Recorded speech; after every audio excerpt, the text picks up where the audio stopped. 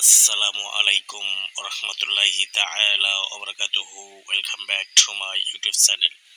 ১৯তম circular ও এর নেপথ্য ১৮তম নিবন্ধন ভাই যারা পাশ করেছেন বা ফেল করেছেন তাদের নিয়ে একটি পর্যালোচনা, এই দুটি বিশেষ বিষয় নিয়ে আলোচনা করা হয়েছে এই ভিডিওটিতে, তাই সম্পূর্ণ ভিডিও দেখার আমন্ত্রণ রইল।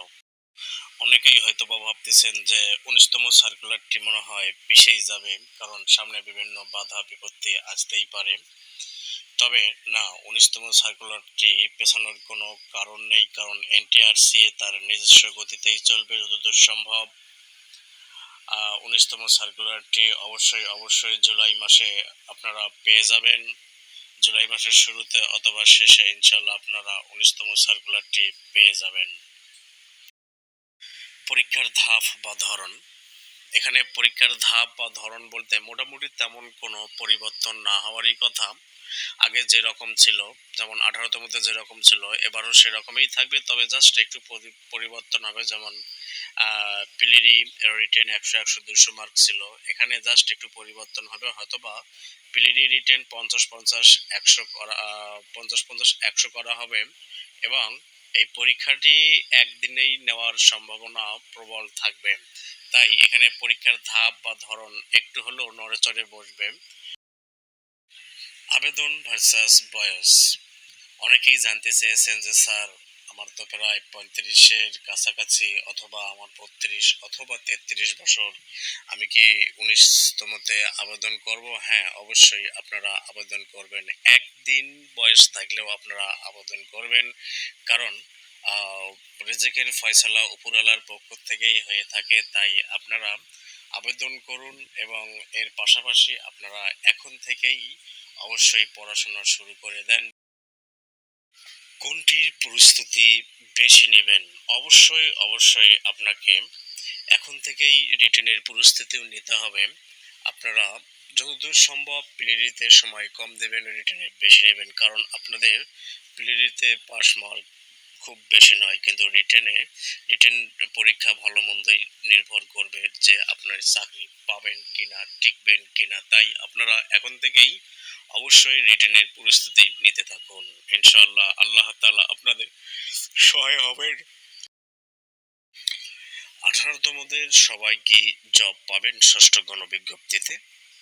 No, it's totally impossible for the all past candidates to get their respected job, because এখানে সবাই জব পাবেন না, কারণ কিছু কিছু সাবজেক্ট রয়েছে যেগুলো তো দেখা গেল যে ভাইভাতে যাদের টেকানো হয়েছে শূন্য পদের তুলনায় অনেক বেশি।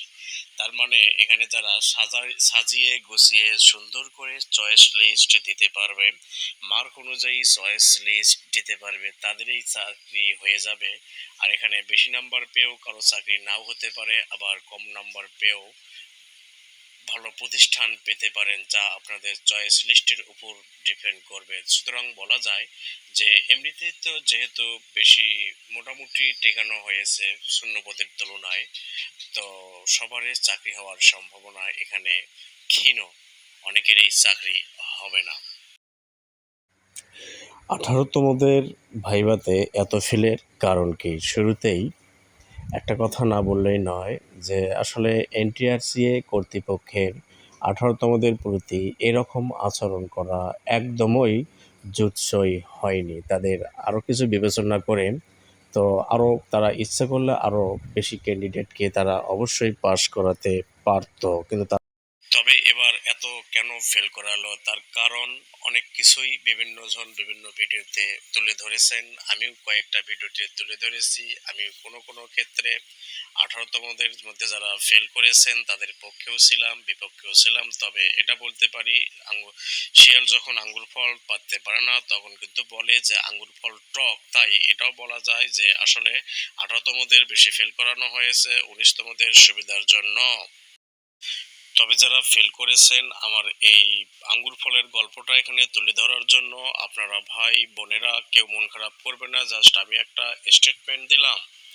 তো this are all from me from this video, and শেষ করার আগে আমি সবাইকে বলবো আপনারা অবশ্যই আমার চ্যানেলটি সাবস্ক্রাইব করবেন এবং পারলে এই ভিডিওটি শেয়ার করে দিবেন। সবারই মঙ্গল কামনা করে আমি এই ভিডিওটি এখানেই শেষ করতেছি।